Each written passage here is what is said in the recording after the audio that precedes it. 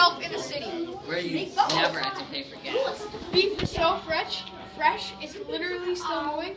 The vegetables is right from the idea. Hi, I'm Brendan. I'll be playing the visitor.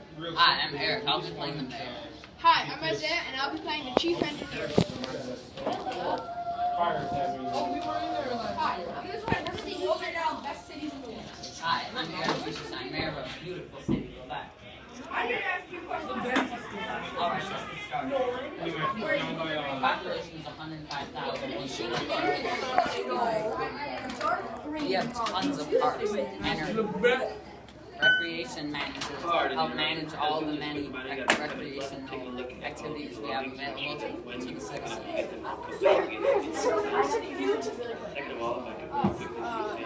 Right there.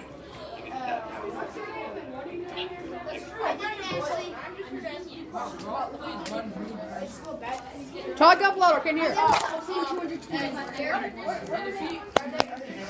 Libet's food sound. Keep going.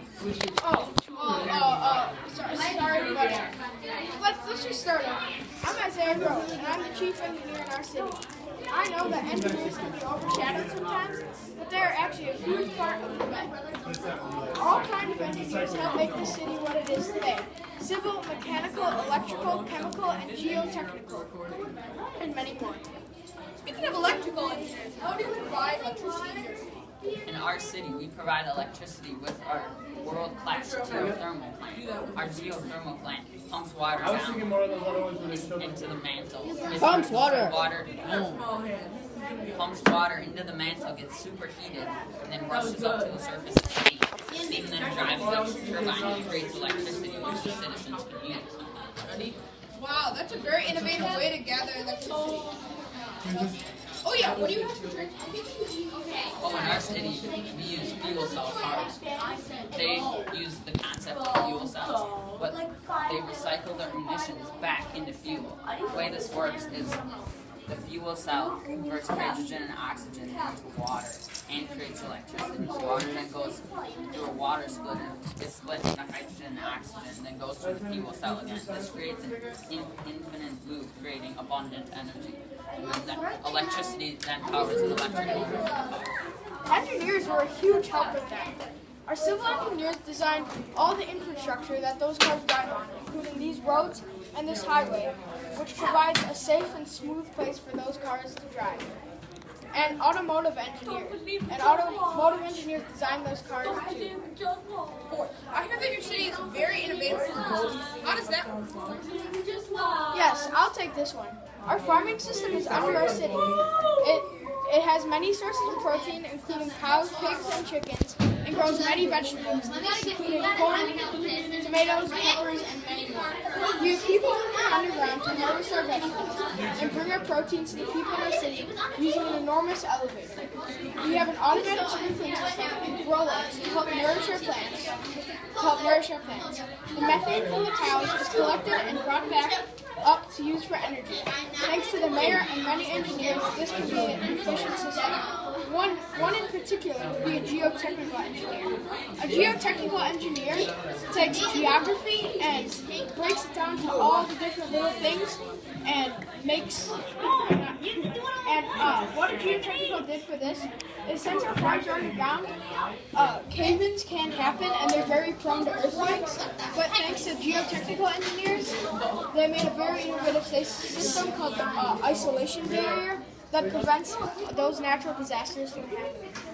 Also, in our here you can see an energy web in our city, which is very helpful for understanding how our citizens get food and electricity. So it all starts with the geothermal plant. The geothermal plant directly gives the citizens electricity. The geothermal plant also powers grow lights in the underground farm. That's the source of energy for the plants. Some of the plants the citizens consume, like lettuce or corn or other stuff, and then some of it is fed to livestock, and then the livestock is butchered, and the citizens use it to eat. Also, the water wasted in our underground farm system is very small.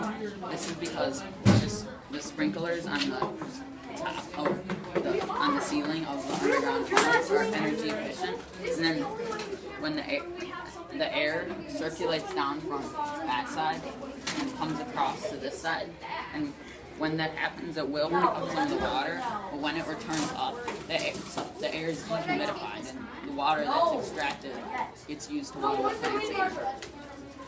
I don't hear that your city can grow any type of vegetable. How does that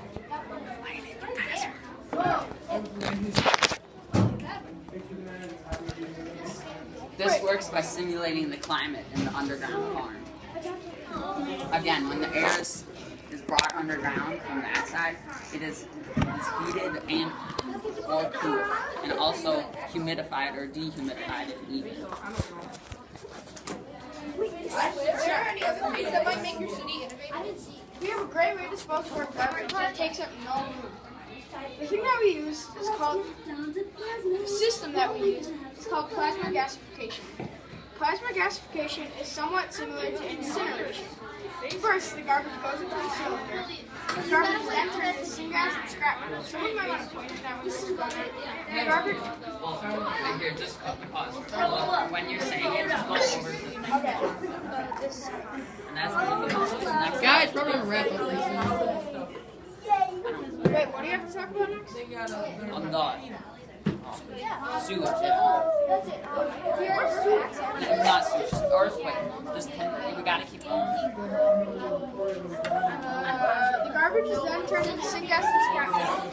The syngas is sort of like natural gas and can be used to produce electricity or burn to heat apartments and other buildings in Libet. This system is very expensive because of the large amount of electricity used, but most is regained from the syngas created. Also, you see our representation of plasma gasification. Another cool thing in our city is all of the buildings and the underground farm are all protected using isolation.